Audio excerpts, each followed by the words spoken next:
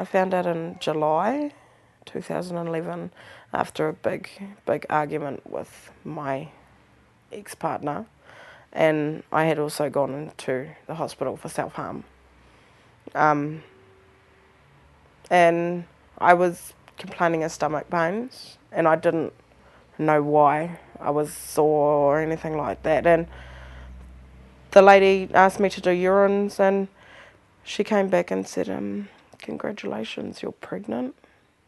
And I wasn't happy. Like, I'll be honest, I was crying. I didn't know what to do. I thought my life was going to end because I was going to be a solo mother. I didn't think that I'd be able to handle it. And at the time, I really wasn't in the right space to raise a child. I was an alcoholic. I was a drug addict. I used pills, anything to get a high, really. My father had died less than a year prior to me getting pregnant, and so I was still kind of getting over that. And I just was in a really down, deep hole, really. Nothing was working out for me. I would have ended up dead. I was self-harming. I was just really not in a good place, and I didn't have the supports in place that I needed. And I think that no, I wouldn't have been alive if it wasn't for getting pregnant. And so I look at that almost as my daughter's my saviour. I think, yeah, I think she is. He didn't want the child. Like, he didn't want the child at all. He told me straight away the first thing was to get an abortion. His mother was to get an abortion. And I couldn't, because I was wanting, like, at that stage, I really wanted to get an abortion because I thought that at the time it would be the right thing for myself.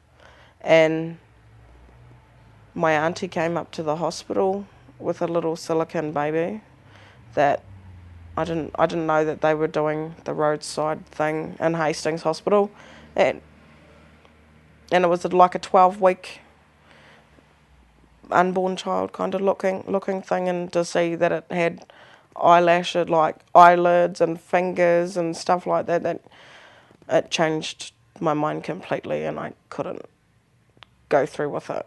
To be honest, he was really, really nasty. He used to tell me quite often that she was a mistake, that he never wanted kids to me, that I wouldn't be able to look after her, that I wouldn't be able to cope. And I think, in my own eyes, from that point, I was out to prove everyone wrong, and that I could do it, and I will do whatever it takes to make my daughter have everything she needed. And I did so myself by purchasing everything myself.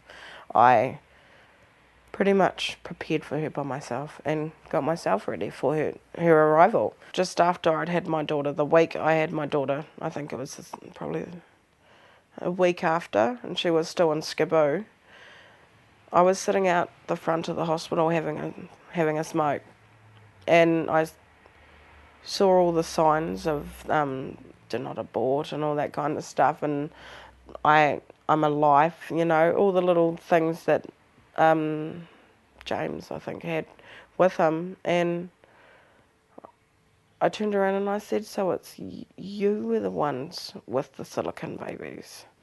And he said, what do you mean? And I said, if it wasn't for that silicone baby, I probably wouldn't have the daughter that I have today. And he couldn't understand, and so I told him.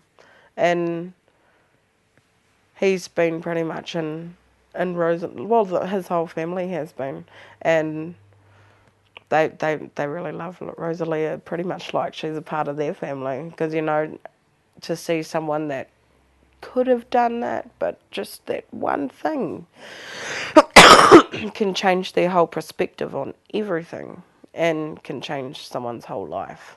And I think, yeah, I'm having still contact with them now, even to the point of I've now got a second daughter, and they are still supporting me right to this day.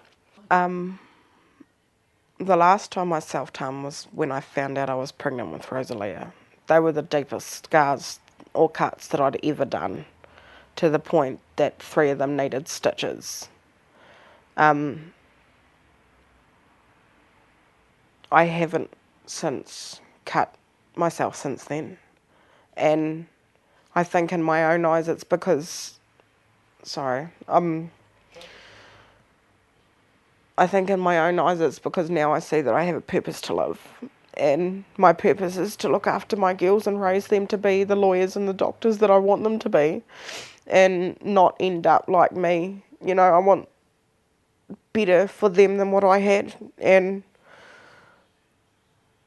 so I've stopped, like, I haven't cut since then. And actually, I have since then,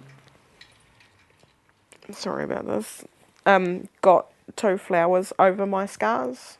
The rose representing Rosalia and the canna lily representing Brooklyn, because that is what stopped me from doing that. And so that's my way of dealing with it. And so that to me is something really important. And yeah, I feel sad now.